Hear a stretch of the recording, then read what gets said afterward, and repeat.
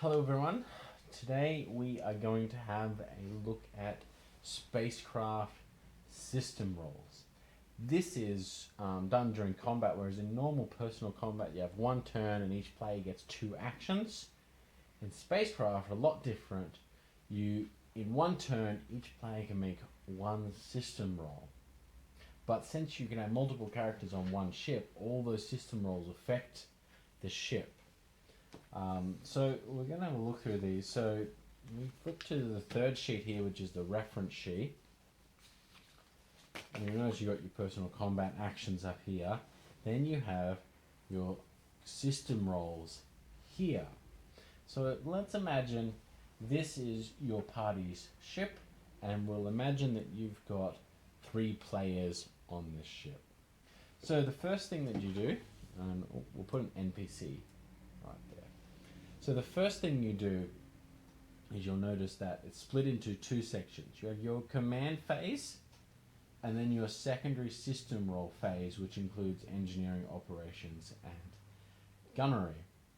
So the way that it works is that all spaceships complete their command phase, and then all spaceships complete their secondary system role phase, and then the turn ends. So the very first thing you want to do, and we're not going to be covering velocity. Normally you would move according to your velocity right now, but we're going to ignore that for now, is you've got your 3 players on your ship, and each of them can make one roll. So then we go command. This is the ship with the highest velocity goes first. So as your velocities change, you will change who makes your command roll first. Then you can pick which one you're going to do. So your pilot, let's say they're going to say full burn. Now to complete this, you need to make a command system roll using your pluses and minuses, whether you're trained in or not, and get that roll there. And skill roll. So full burn requires an 8. Maneuver equals to your size times 4. So if you're a size 3 ship, you will require a 12. And then direct crew is 14 minus your crew. So if you've got a crew of 3, you require a roll of 11. So let's go full burn. So you do full burn, you roll, that's a terrible roll, is a 6, but if I've got +2, even with a terrible roll, see full burn's a pretty safe option, I succeed. If I fail, nothing happens. Now, let's say I have failed here, but what can happen is that means that character is acted, another character can attempt this system roll, and then they can roll. Now it's important to note that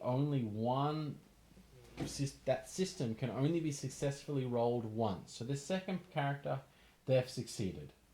They've rolled that. They've even rolled a 6, a strong hit, so they can do things with that, and then this allows them to rotate their ship and change their velocity. Okay?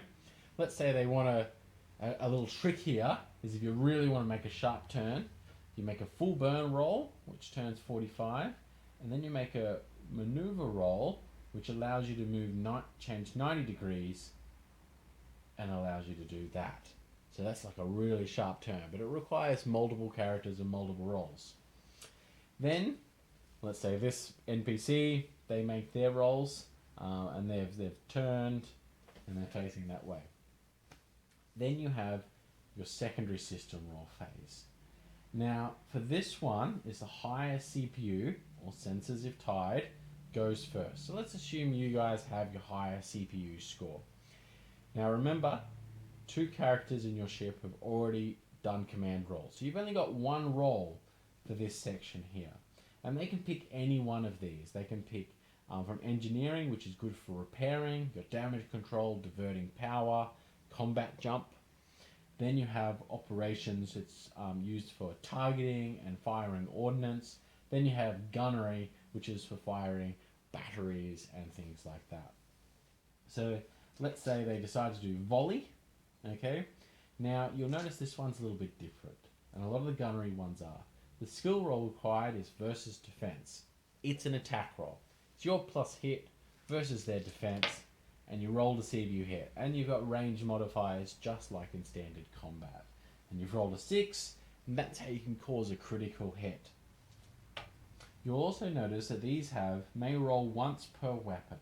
So unlike these other system rolls that can only be successfully rolled once, gunnery, these ones can be rolled multiple times, once per weapon. And that's the same thing. Like, let's say your ship's got 3 different batteries.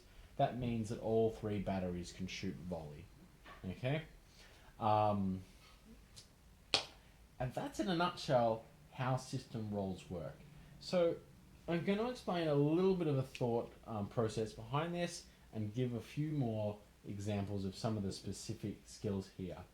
So the difficulty that you've got and what makes this not like personal combat. In personal combat, you've each got your individual characters. There's a lot of little bits moving around. This is different. This is you've got to work as a team. You're going to have the engineer.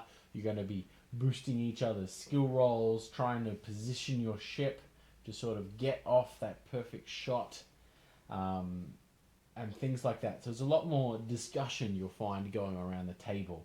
And the player who's the commander may try and guide your ship in to line up the shot, and then your engineer diverts power to the guns to shoot just as you're sort of sweeping past, and then as you're sort of pulling out, all of a sudden you might swap over to engineering damage control and lock-ons and things like that. And you'll find that you will sort of go through different phases as you pass and maneuver each other. The other really important things you've got here is a skill called combat jump. Now this is really important because what this is you need to roll it 4 times. And after you successfully roll it 4 times, your ship opens up a portal and jumps away.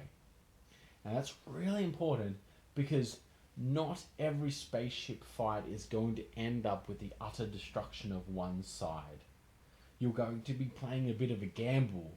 Do you wait? Do you push it? Do you just hold on no matter what to try and win the fight? Or do you try and jump out early?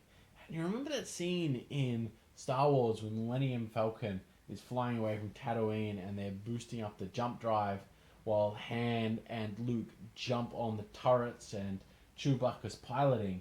I really love that. And that's kind of what the feel I want, you know?